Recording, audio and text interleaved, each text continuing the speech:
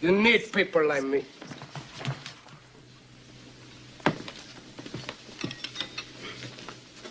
You need people like me so you can point your fingers and say, that's the bad guy. All right, so this is technically a follow-up of the video that I gave to you guys before, where the student wanted their phone back and they decided that they wanted to start swinging and fighting the substitute teacher. Also within that video, just for the Johnny come latelys, the school handbook stated that it doesn't matter if faculty or teachers, if any of those adults that fit within those parameters confiscates the phone and the student is reluctant to allow the phone to be confiscated during that time, then they're going to suffer a 3-day suspension. On top of the fact that it specifically stated that at no point in time during the school hours of which a student is in class should a phone be accessible, should it be within the view of a teacher, should a teacher be able to hear it? Should a student be on it? It should be off during those times unless a teacher has explicitly stated that, hey, you can have out your phone for this, and this reason. Other than those explicit reasons, other than that case, no phones are supposed to be shown, no phones are supposed to be out, no phones are supposed to be visible. This is what one person stated on Facebook.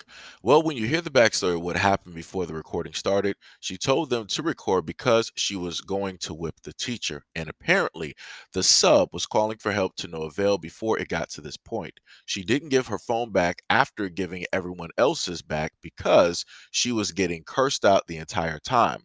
The punching was to get the girl off of her hair, and the girl was also continuing to swing. Yes, she held her down, but I guess this isn't my business because my kids would never, nor would they as much as curse in front of an adult, let alone at one. So I'd never be in a situation like this.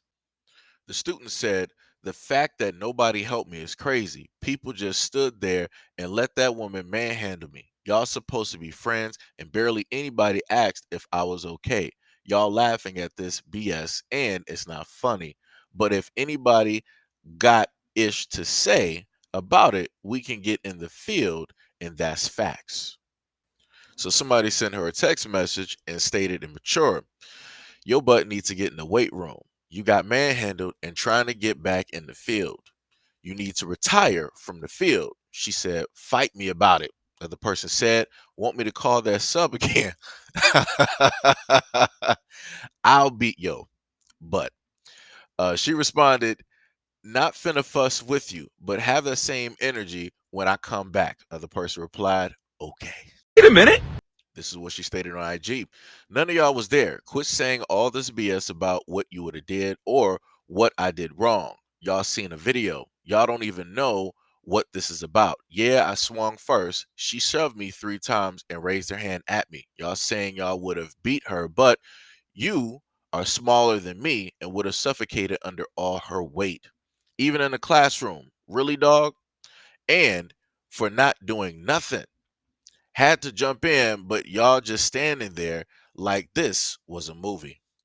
And the craziest part is y'all heard exactly what the little girl wrote and how it is that she went about it. And yet you got people online defending this girl, which is 1,000% crazy. Explain that to me.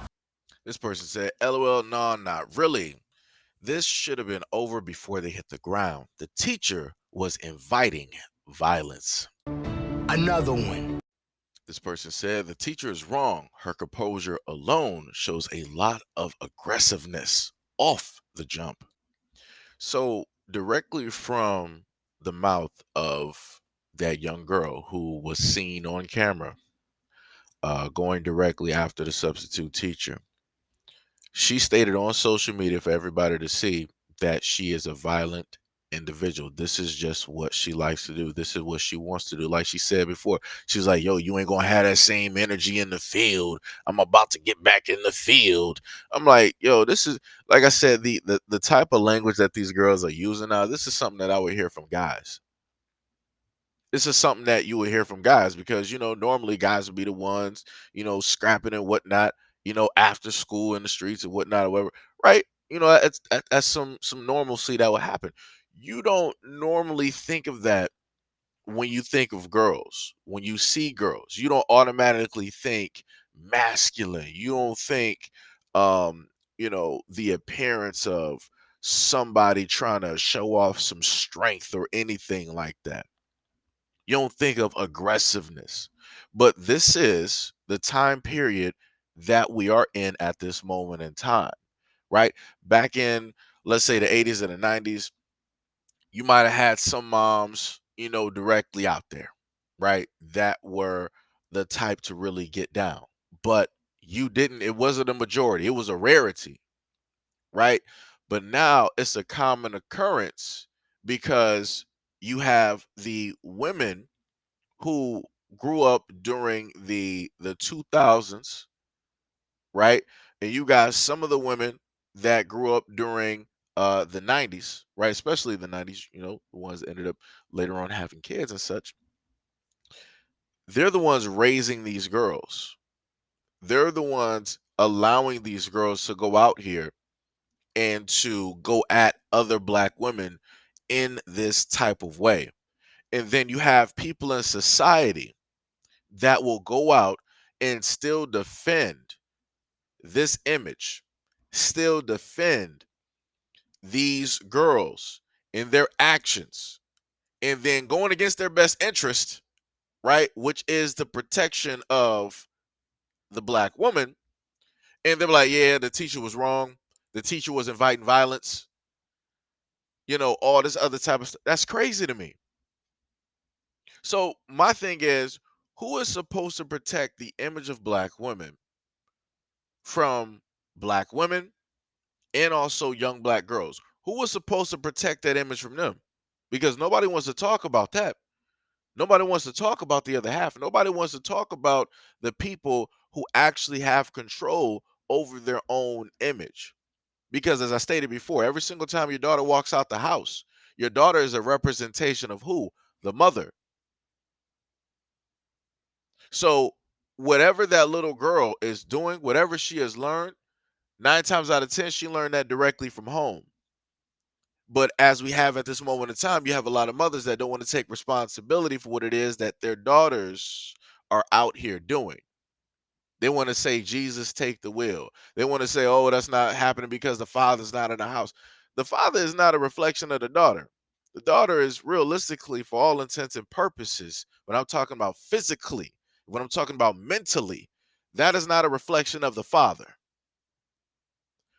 A little girl is going to learn how to become a young woman and a full-fledged woman by the way of her mother, by the way of her grandmother, by the way of her aunt, by her eldest sister, by other women in the black community.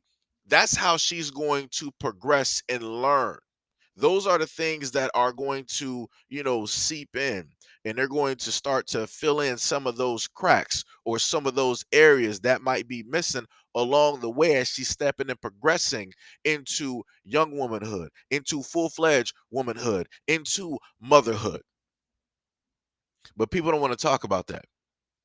People would try to say that, well, all you guys are trying to do is just blame the black woman and yada yada yada. What about the black man? What about the father? How much effect realistically could a father have on this when it's woman against woman? Realistically. Because if a young girl does not like the image of herself, if a young girl has a problem with another woman, there's nothing that a father can sit up there and do about that.